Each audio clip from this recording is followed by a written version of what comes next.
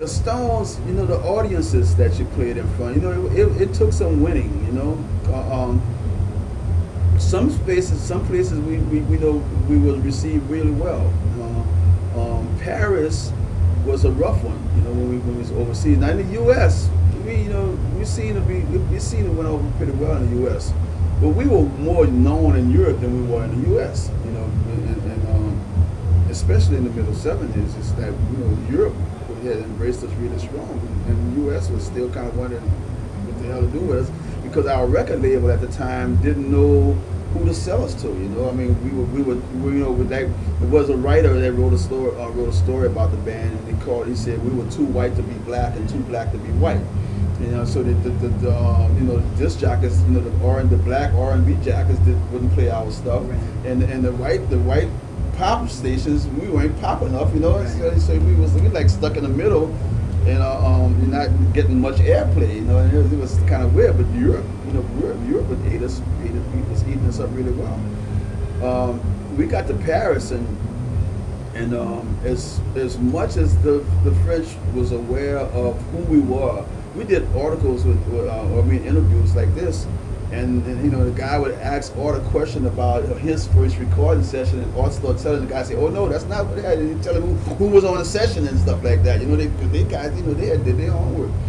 But the audiences, that came to see the Stones wanted to see the Stones. They didn't want to see nobody else. It was like they didn't want to see nobody. So man, we were getting a hard hell, and Jagger and Richards came out on stage with us, man, and Jagger told him, hey man, these guys are, great. You should sit back and listen to them, and thing. So then so then he turned around to us and said, kick off stuff, and we started Fire on the Bayou, and him and Richard stayed out on stage and sang with us and stuff. And from that point on, man, it was like we won the next 2 nights. It went well, went great, but it was like those guys had to come out and tell them, shut the fuck up and listen to these guys, You gotta bleep that, right? Question on that, no doubt, Stones kind of, I feel they fed off you. Were you feeding off them? Kind of just what was going on at the time, like the British rock and roll versus like the funk in New Orleans, and, or in Stax and Motown and things going on back and forth. Well, I think Europe, especially the British players, were well aware of the New Orleans music scene, way more than we were aware of the British scene, and so it was a great deal of our music. When the first time we went to England, they had a reception for us after. It was the Meters, Professor Longhair with Snooks Evelyn, Alan Toussaint, and Dr. John.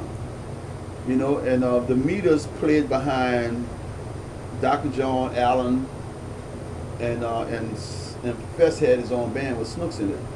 And man, it was like after the show, man, it's like the whole British musical scene. I mean, everybody from the Beatles, the Stones, Faces. At the time, Ryan Stewart was called. There was Faces. That was before. This was before Ryan Woods joined the Stones. This was Ryan Woods was playing bass in Faces, or playing guitar. No, he was playing bass in the Faces, I believe. Yeah.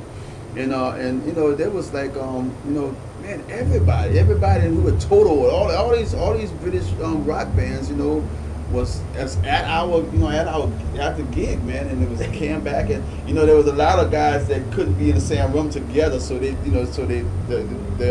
promoters kind of shuffled them in at different points. We got to meet all of the Beatles, we got to meet all of the Stones. Well, actually, Bill Wyman never showed up, but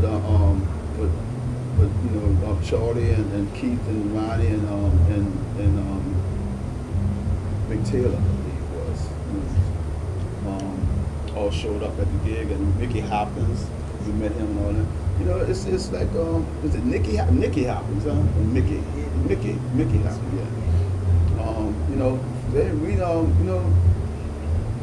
yeah. These guys knew us way long before. I knew of the Stones. I knew about the Beatles because as a young man, in fact, I got into the Beatle concert the first time they came to New Orleans by carrying an empty guitar case.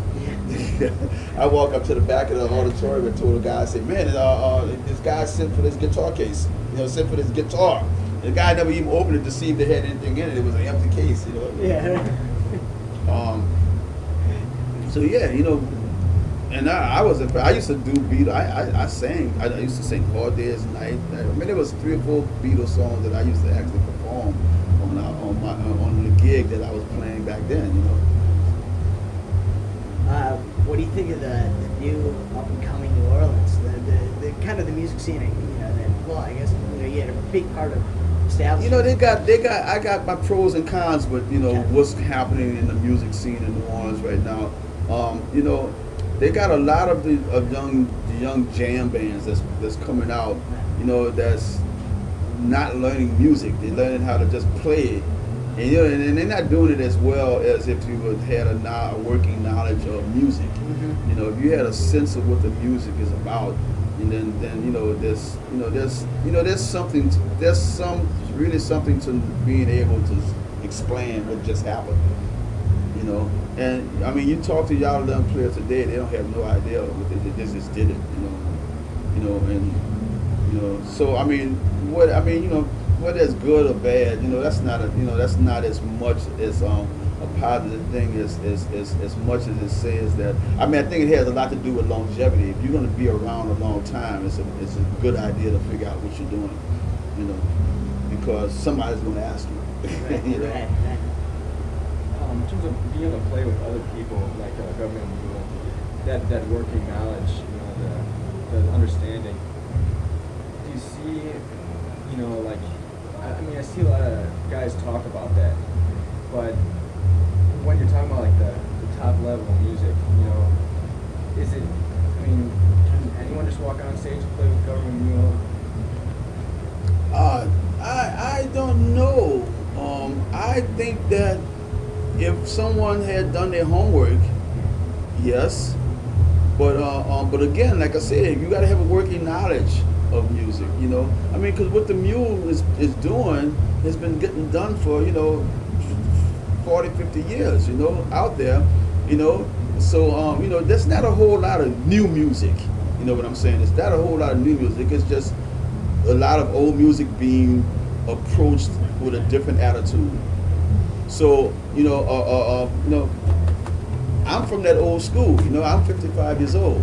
So I when the stuff that the mule is playing, part of my life as a little boy, as a kid. So I learned. I was playing rock and roll before it was called rock and roll. It was, that basically what I'm saying is that I played that. Let me tell you a funny story. The third night in Paris on that '76 tour with the Stones.